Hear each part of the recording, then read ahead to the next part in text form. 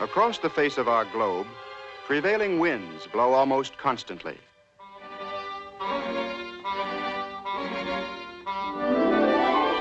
These are the trade winds, and in the age of sailing ships, they pushed many a precious cargo over the seas. And yet no treasure ship could hold the priceless cargo the winds themselves carry. For these air currents bring clouds to the land areas and life-giving rainfall. Sometimes, however, the winds meet with a natural barrier. Along the western edge of North America, the Sierra Nevada and Cascade Mountains rise like an enormous granite wall and keep the rain-bearing clouds from reaching a large portion of the continent. The highest point in the United States is found in this range, Mount Whitney, towering nearly 15,000 feet above sea level. Here in the shadow of this majestic peak, the wasteland begins.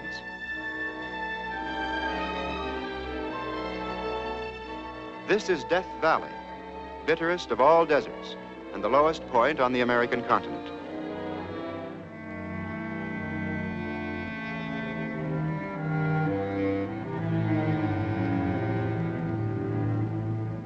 Once this valley lay beneath the sea, and as the ancient waves receded, they left an ocean skeleton, deposits of salt that still stretch for miles. But this desolate basin is only the beginning of the great American desert. From the vicinity of Death Valley, it reaches to the plains of Texas, and from a corner of Oregon deep into Old Mexico. For the granite blockade of the Sierras has created one of the largest deserts in the world. The eternal desert, incredibly ugly, yet fantastically beautiful, seemingly without purpose, without meaning, without life. In part, it's a place of silence, Monument Valley.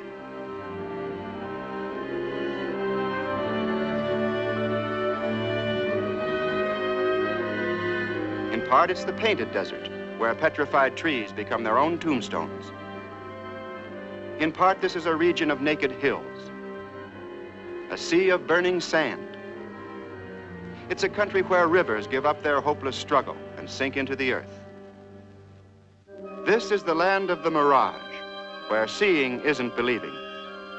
Those mountains are real enough, but the water that reflects them is only an optical illusion. And here's another phantom lake.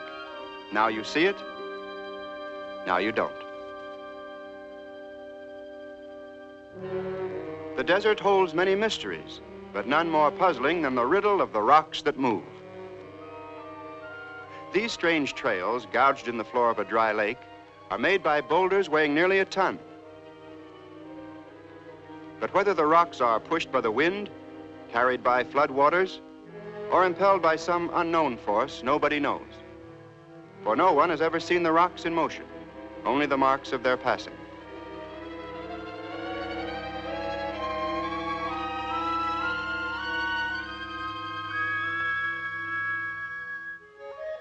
Part of the desert's endless panorama is the Salton Sea, itself the remainder of an ancient ocean. And here are scenes that come from the time of creation. Along these shores, pent-up gases bubble and boil like seething cauldrons. Nature's symphony of the mud pots.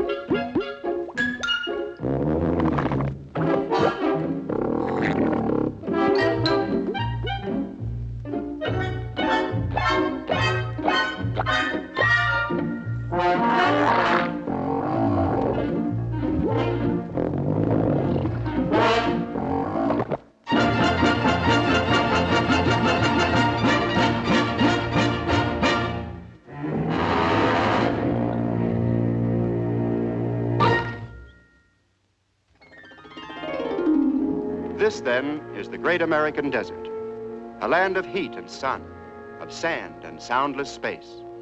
The ominous silence broken only by the howling of the sandstorm.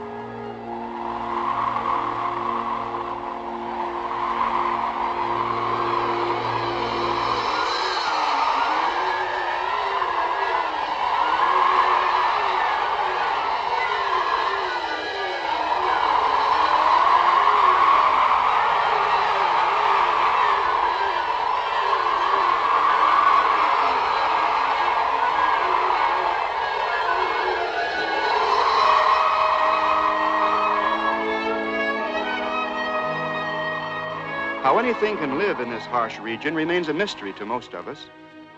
And yet where we find only a dead and desolate wasteland, nature finds life.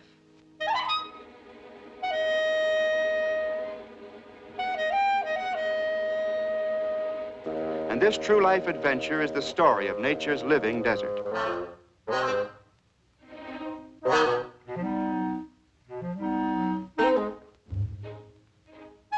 It's the ancient drama of the struggle for existence. And for the most part, life here is a bit on the grim side.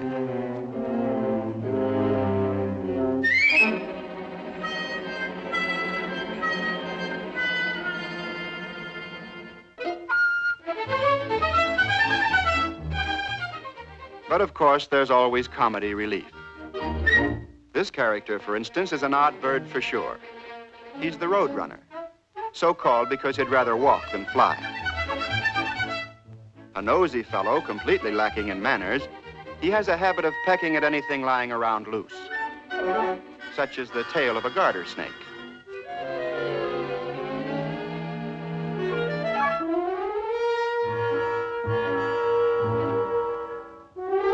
A confirmed practical joker, he finds this great sport, making little snakes out of big ones.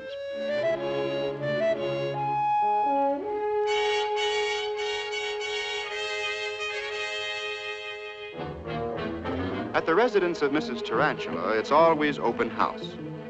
She's forever cleaning her parlor for guests that might drop by for dinner. Her dinner, of course. And here comes a caller now.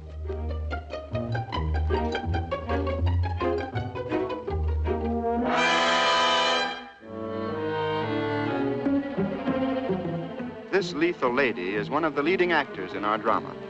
She'll be receiving more visitors from time to time. A gourmet who prefers a different diet is the Chuckawalla. These little fellows are strict vegetarians, diminutive dinosaurs who dine on daisies.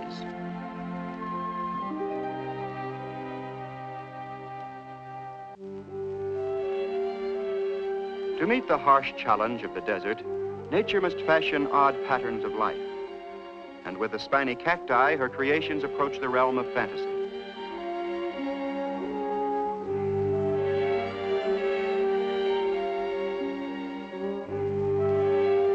Trees being scarce, the desert birds must build their nests in the most unlikely places. Still, they manage to turn the drawback to an advantage. Home sweet home here is a bristling fortress, guarded by 1,000 bayonets. To each bird, its own brand of cactus. For these young thrashers, the cholla provides a nursery as neat as a pincushion. The prickly pear becomes sanctuary for the dove, while the desert skyscraper, the giant saguaro, is a haven for the woodpeckers.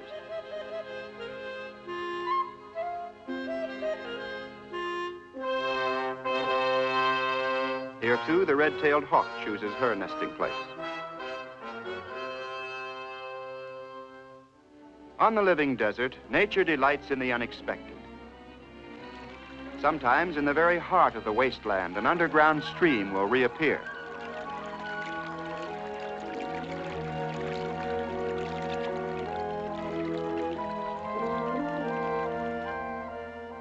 But these watering places are rare indeed, and most of the desert creatures must learn to do without water over long periods. The tortoise is lucky. He manufactures his own, using the special equipment nature has given him.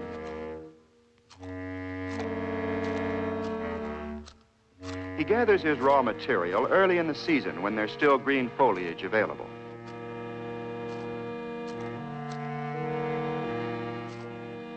By internal chemistry, he converts the leaves into clear liquid, which he stores beneath his shell.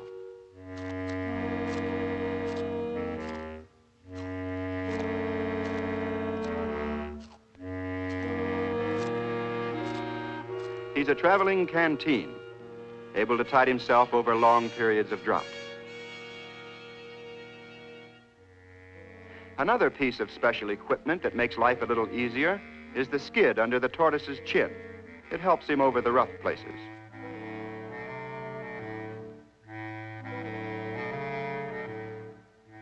A tortoise must gather his greens while they're available.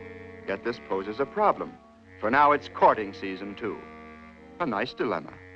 Stay a bachelor at the waterworks or chase after the women and maybe die of thirst?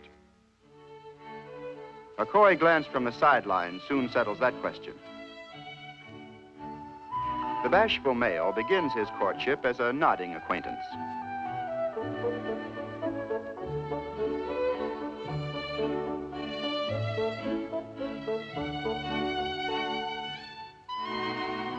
Then, when he gets a bit bolder, the lady, as usual, gives him the runaround. After all, every female wants a choice in the matter. At the proper moment, in the proper tradition, the rival enters.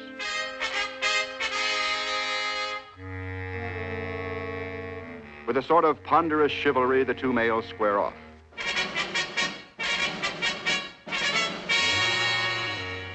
Two knights in armor, ready to battle for the lady fair. But first, they agree on the tournament rules.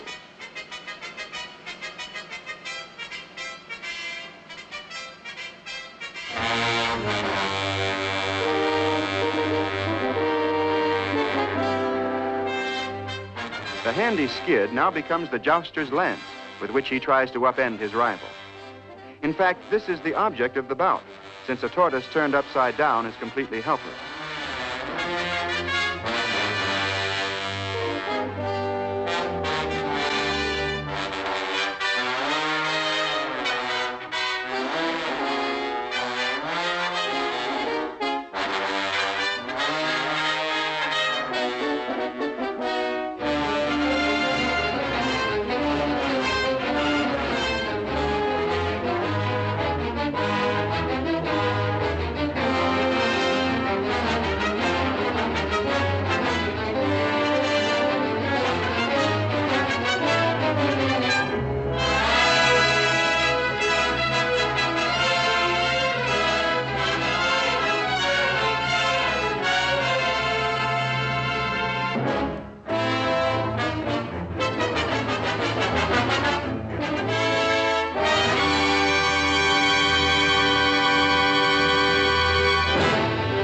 Finally, it's tortoise turned turtle. 8, 9, 10, you're out.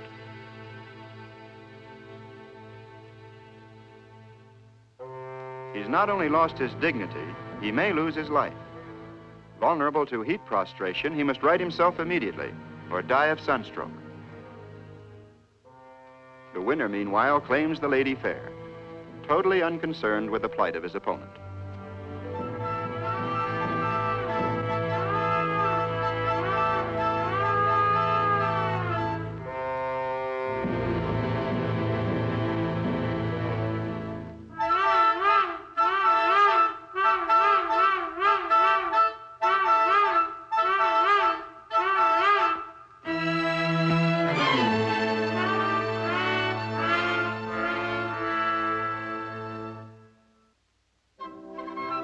An immigrant from Central America is the coati mundi, a tropical cousin of the American raccoon.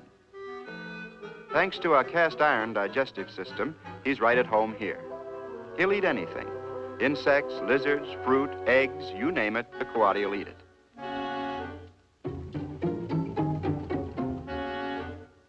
What's more, nature made him almost completely immune to the deadly sting of the scorpion. So he often adds this spicy tidbit to his daily diet.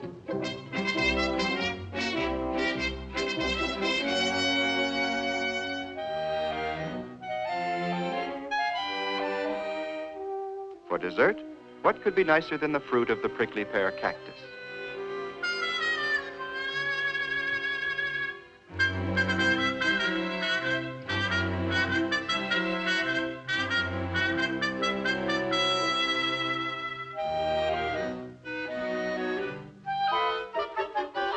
The coatis are by choice tree dwellers and often make their homes in hollow logs found along the dry washes.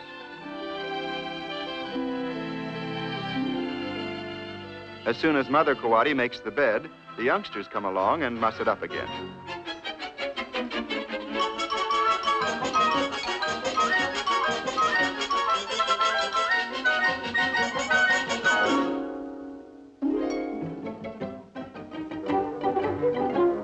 Playful, fun-loving, these little rascals aren't as innocent as they look. For coatis are born bandits, even to the masks on their faces.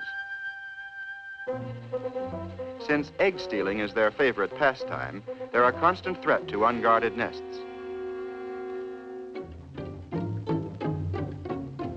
Working like professionals, the second-story men make off with the loot. And Mrs. Vulture arrives just a little too late to save her eggs.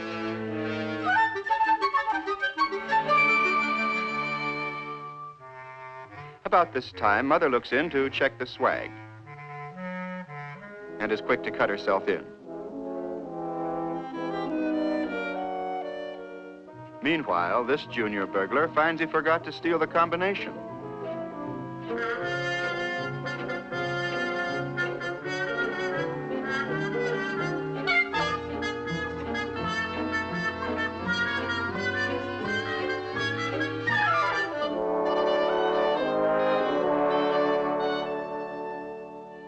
Then, after the omelet, a quiet nap.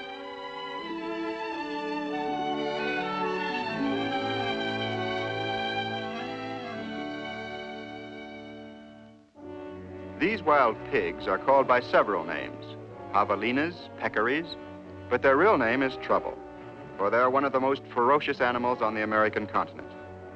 They travel in groups, especially when accompanied by young.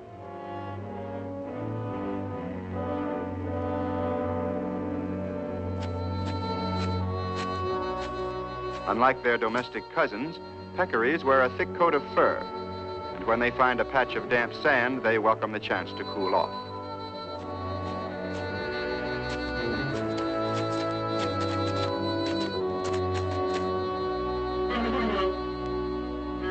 In her desert drama, nature knows neither hero nor villain. She's impartial and plans for the survival of all.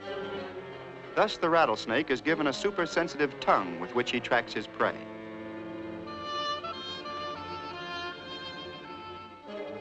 Even the faintest scent left in the sand will guide him unerringly along the trail.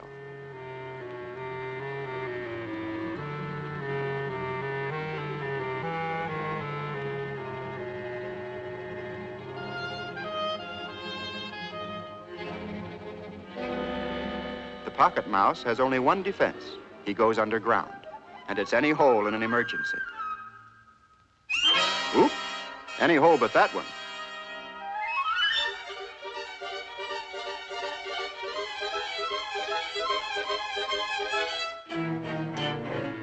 Hot on the scent, the rattlesnake sticks to the trail. Wherever it leads, he follows. Uh-oh, the tarantula and the rattler. Two of a kind. The snake isn't to be bluffed out of a meal. He's sure the mouse is in that hole. The spider is sure he isn't. While the party in question would rather dig than debate.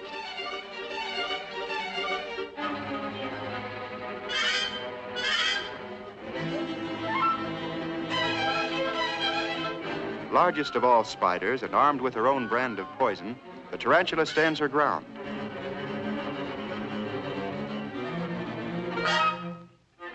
And oddly enough, the rattlesnake backs down first. It's a standoff, and nobody wins. Nobody, that is, except the little mouse who wasn't there. The scent cold, the trail's lost.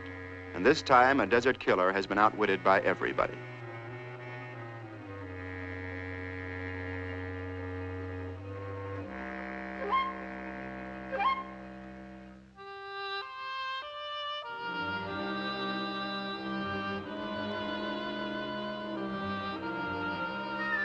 Every afternoon, along about sundown, the red-tailed hawk flies to this particular spot and waits. For here occurs a phenomenon that's as regular as clockwork. Inside this cave, millions of bats are awakening, for their day begins with the twilight.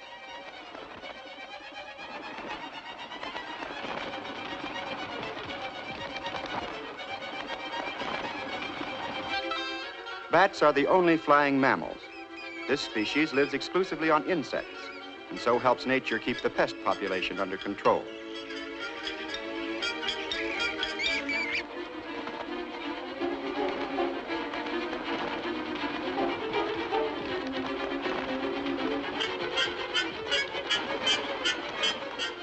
Now, as evening approaches, these night flyers take off for their hunting grounds.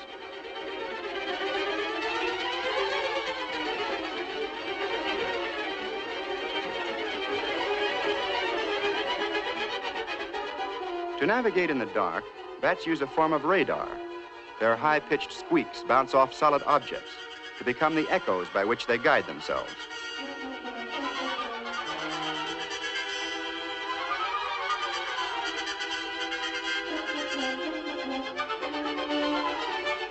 Soon the sky is filled with clouds of bats.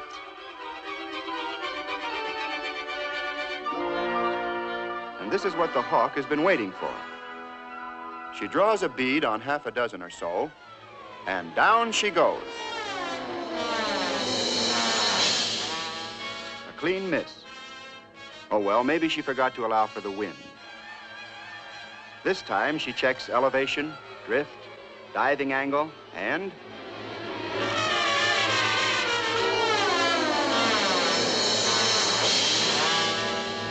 scores a hit, but it gets away. Old Butterclaws.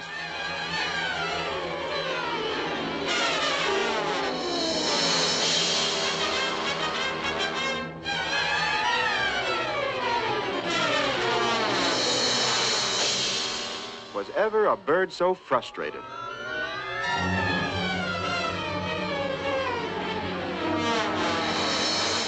This can drive a hawk to nervous prostration.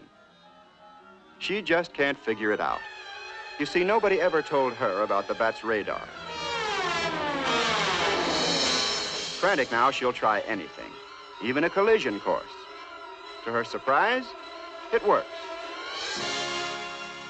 And a mighty small reward for such a prodigious effort. To nature, the loss of one bat, or even 1,000, is really no loss at all. This winged column streams into the sky until long after the sun has gone from the scene. The nighttime wonders of nature's living desert more than match the wonders of the day. The desert waterhole in particular attracts an odd assortment of nightlife. Here the toads find a hunting ground especially to their liking.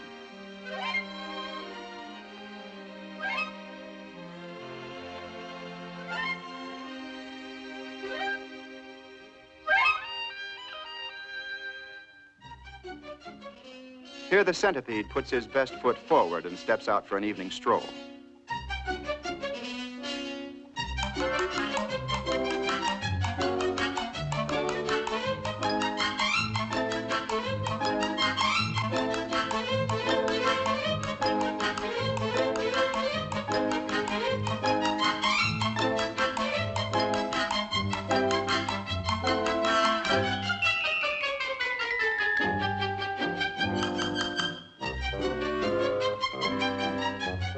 Suddenly, he finds he's wandered down a dead-end street.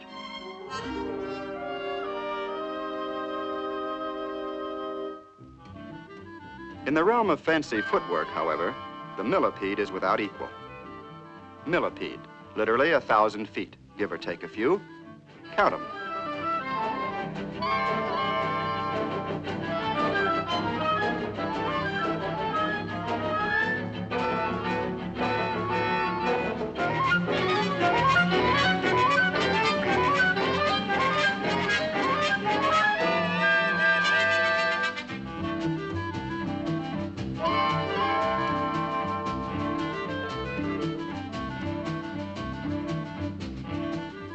Uh-oh. Looks like a bad night for pedestrians. but not this one. Nature gives the millipede an unpleasant odor guaranteed to make him completely spider-proof.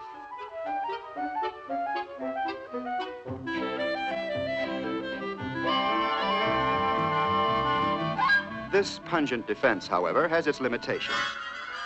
The toad finds it quite appetizing.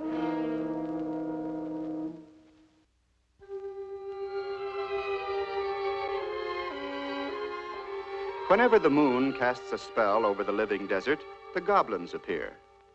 In this case, it's an elfin owl. From her doorway, she watches a strange ballet in the moonlight. Like a creature bewitched, the burrowing snake performs his serpentine solo.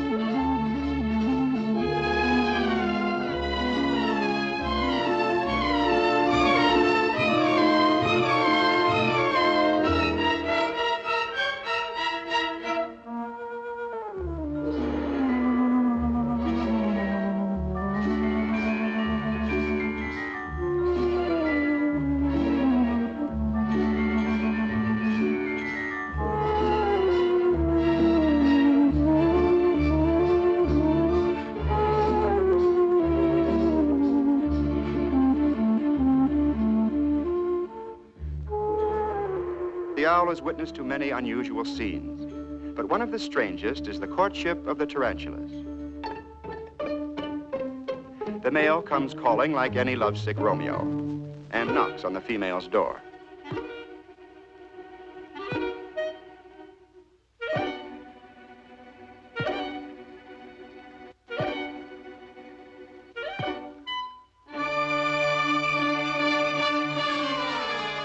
In her own good time, Juliet appears. He greets her with open arms, all 8 of them, and draws her close.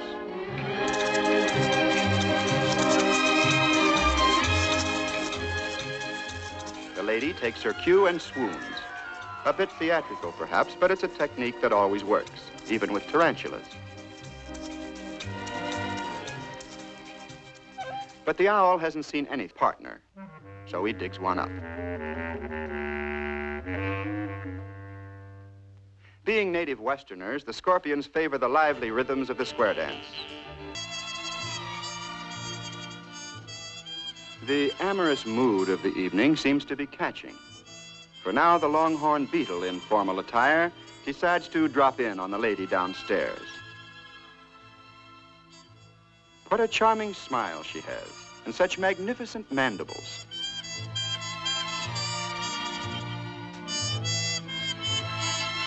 He's the forceful type and walks in unannounced. But his welcome isn't quite what he expected. First thing he knows, the lady clamps a hammerlock on one of his feelers.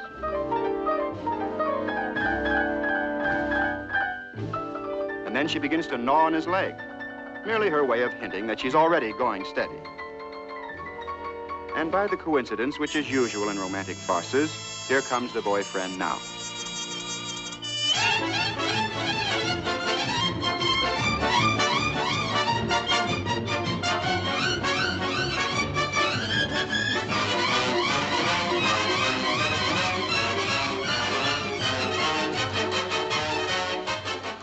Double headlock, and then a deadlock. But in the end, true love triumphs, and a battered beetle beats a hasty retreat.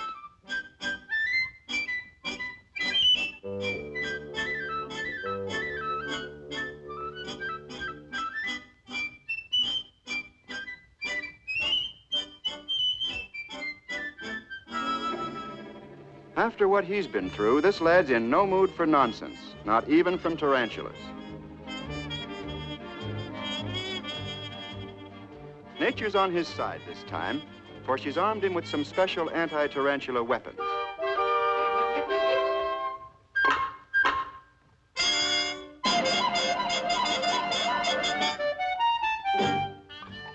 And when they finally part company, the spider's left with a new respect for beetles.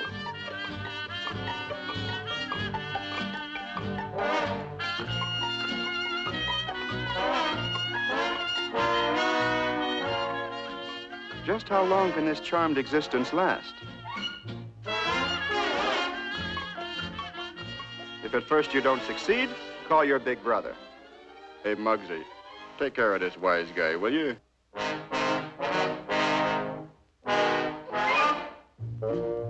Big toad bites little beetle. Little beetle bites big toad on the tongue. Ouch!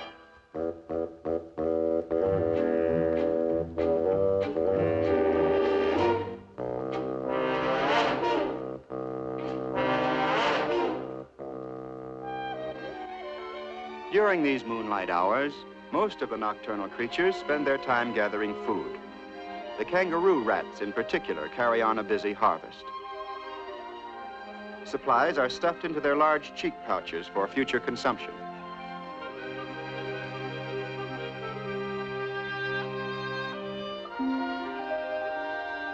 When pouches are filled to capacity, some of the gleanings must be buried.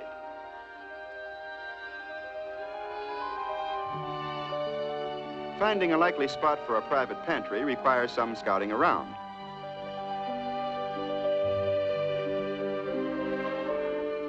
In the process, some mighty odd things turn up, such as a belligerent horned toad.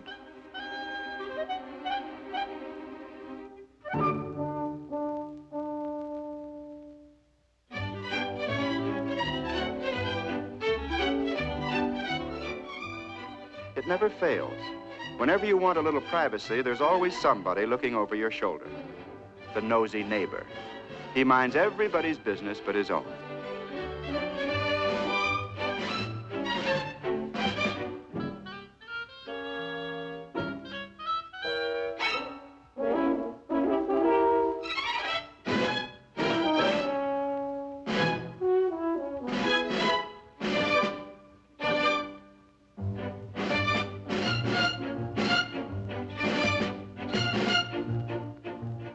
The nuisance is hard to discourage, but he finally takes the hint. And once he's out of the way, the food's put into storage.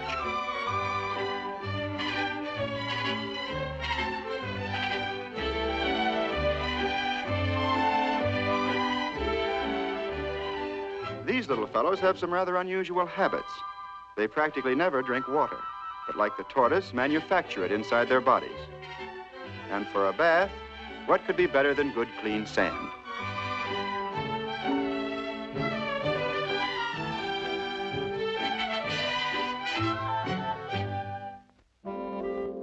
In this bustling colony, there's never an idle moment, and Mrs. Rat's busiest of all, for mother's work is never done.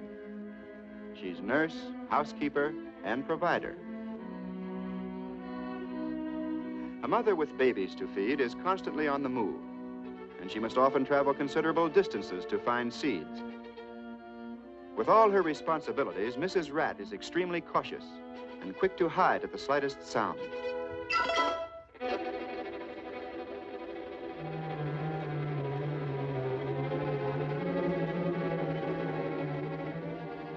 The king snake isn't poisonous, but he does have an appetite for kangaroo rats. Mrs. Rat needs no second warning. She heads for home and her children. And now the snake picks up her trail.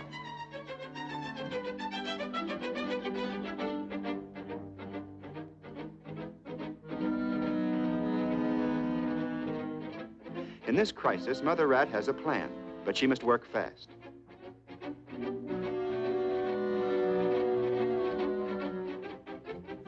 For emergencies, every family of kangaroo rats prepares an auxiliary burrow.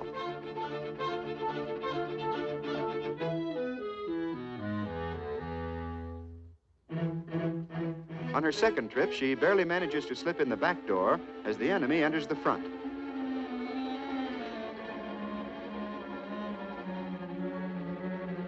But the nursery's empty.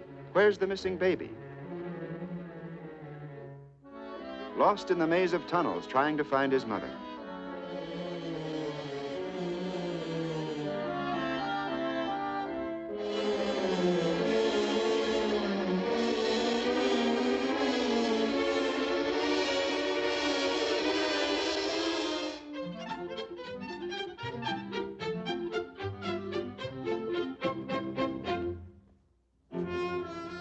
Still on the trail, the snake heads for the second burrow.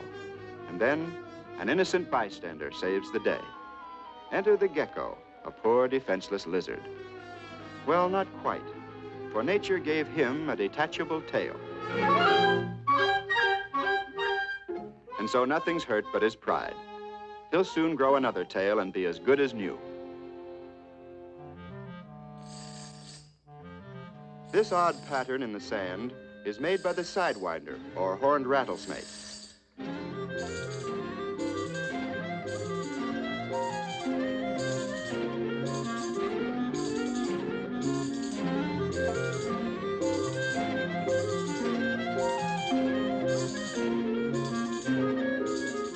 There's a reason for this strange method of travel. It gives the sidewinder traction in soft sand where other snakes won't go. Thus, nature provides him with hunting grounds all his own. A formidable hunter, he leans strongly toward a diet of lizards and rodents.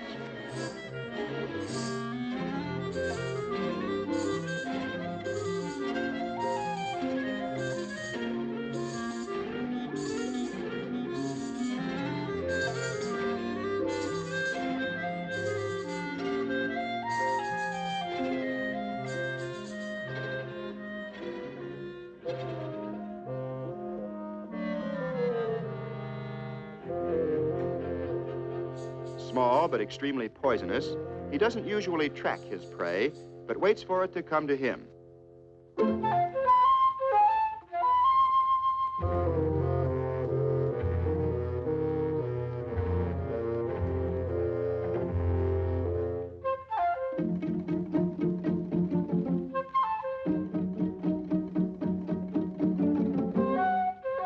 Yikes!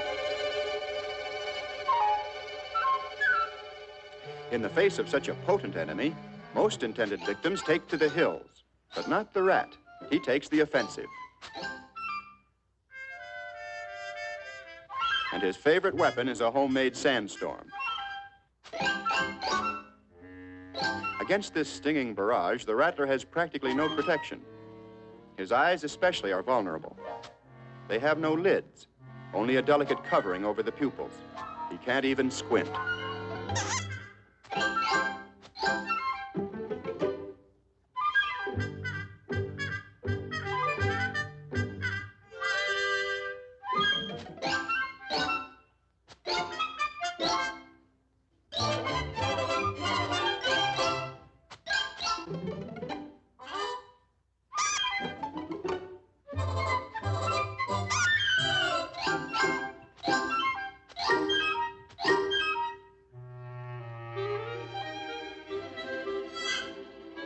The snake's ambush has failed. Only one thing left. Start sidewinding for the nearest exit.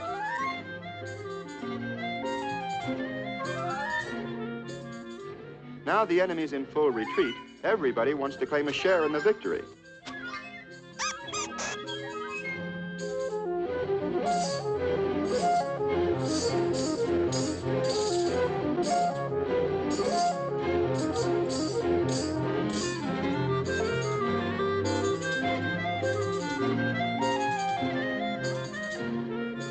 Naturally, after such a tremendous triumph, a celebration's in order.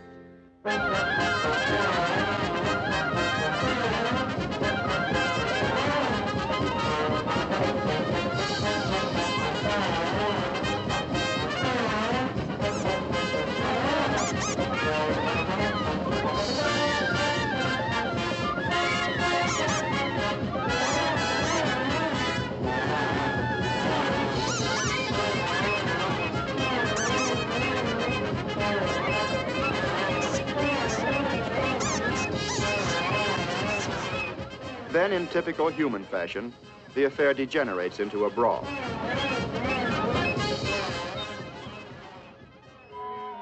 The commotion attracts an outsider who decides to crash the party. This pop-eyed prowler is the ringtail cat. Actually, he's no more cat than his cousin the raccoon, but he does have a cat's taste for kangaroo rats. And here's another big appetite on the lookout for refreshments.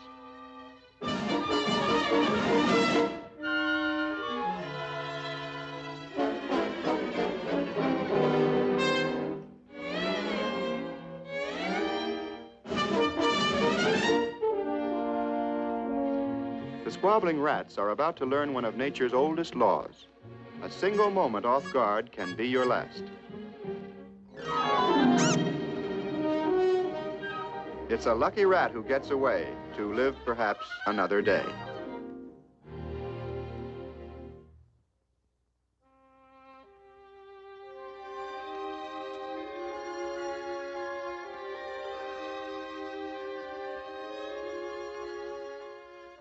In nature's design for the desert, the pattern changes. At breakfast is the prickly pear cactus.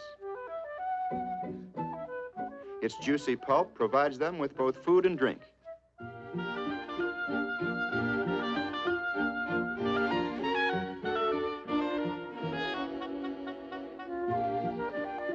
They're also fond of leaves and seed pods.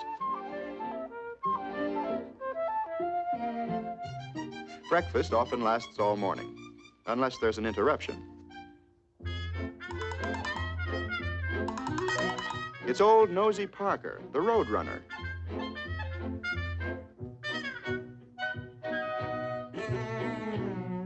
Incidentally, he's a member of the cuckoo family. A charter member as far as the squirrels are concerned. Still, they know how to handle this clown. Just give him a taste of his own medicine. But no sooner are they rid of one nuisance than another appears. This time, it's Sweet William, the spotted skunk. He's a night prowler and, like all skunks, carries a grudge against everybody, especially when he's on his way home to bed.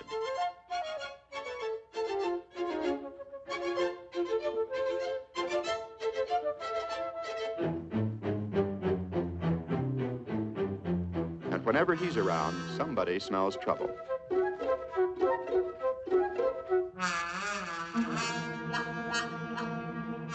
When Willie gets his back up, it means, stand aside, Buster, or I'll let you have it.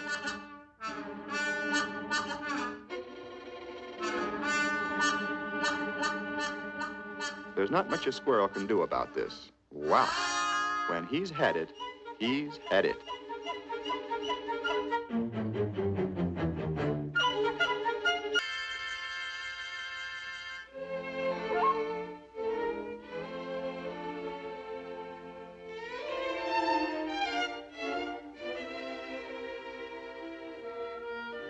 Well, if that was the initiation, somebody forgot to give him the password.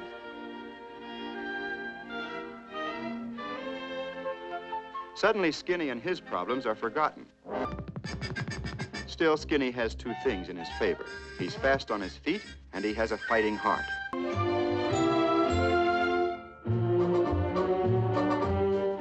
Hey, who's rocking the rock?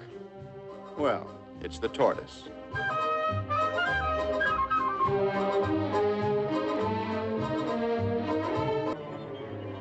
Still at large in the vicinity, the rattlesnake is on the prowl again. So far, this killer seems to have had his own way. But there are a few creatures who dare to challenge him, and one of these is the red-tailed hawk. And so this time, even as the rattler stalks his...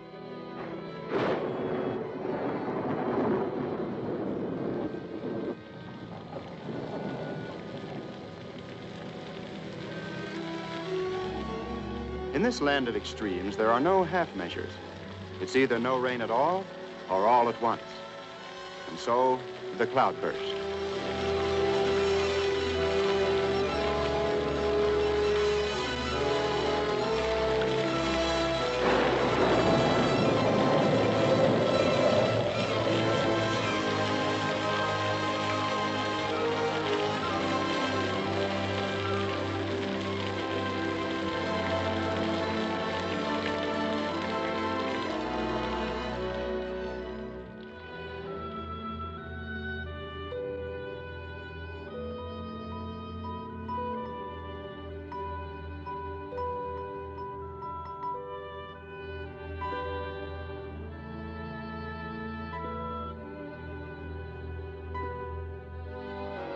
Almost as suddenly as they came, the torrential rains disappeared. And yet more violent than the storm itself is the aftermath. For now, Miles away, where the desert lies silent, untouched by the cloudburst, an ominous rumbling is heard. It seems to come from all the canyons at once. Suddenly, from out of nowhere, a wall of water on the rampage, the flash flood of the desert.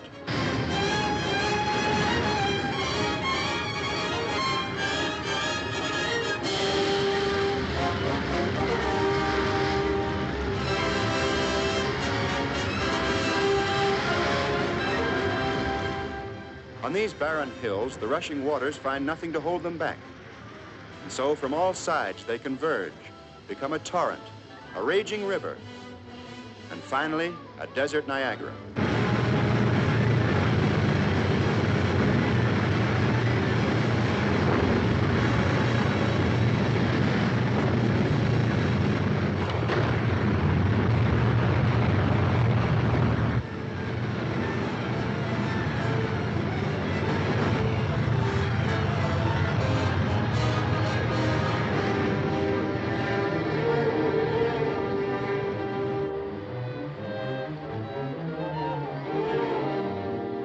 In all these endless miles of space, the lost river has nowhere to go. Soon it dissipates its strength. Its currents fan out on the flats. Water mixes with earth, until only a river of liquid mud remains.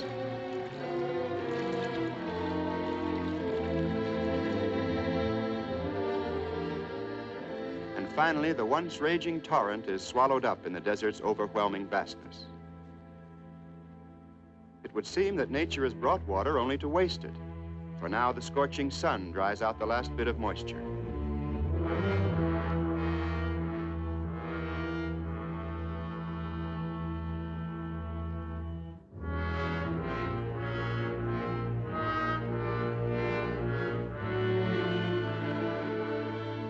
Yet this is only the surface. Moisture seeping through the desert floor has awakened dormant seeds.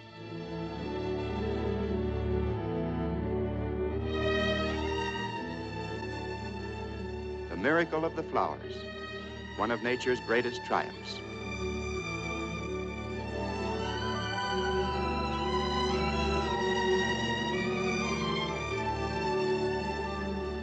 In this floral galaxy, the desert wildflowers display their blossoms in almost endless variety.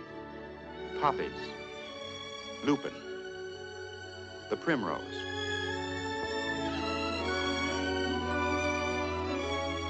And in even the tiniest plants, the surge of new life is strong.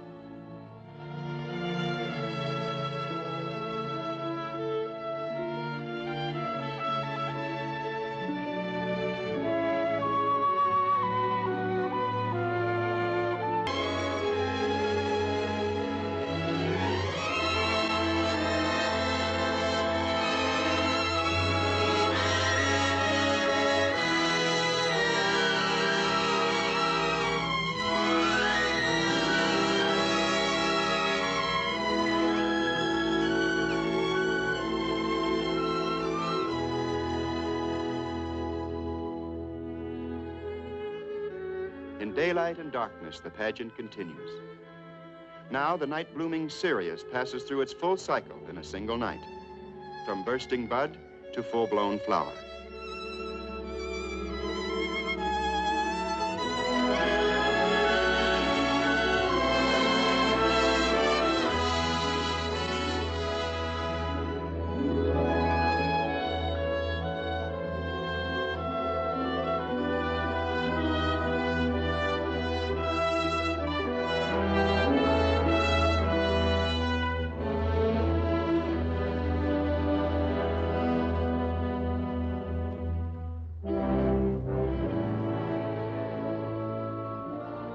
Here is one of nature's innermost secrets, the heart of a living flower.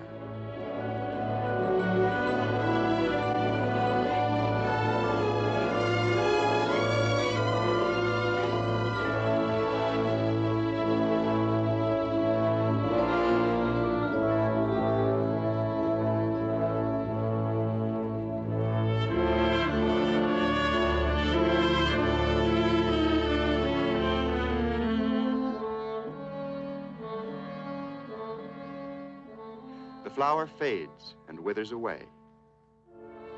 And yet, in this fantastic wonderland, there are no endings, only beginnings. After every ebb, the full tide. After every night, the new day. And so it will be through all of time. This, then, is the desert story, a story of the life force itself, challenging and mysterious. The eternal story of the living desert.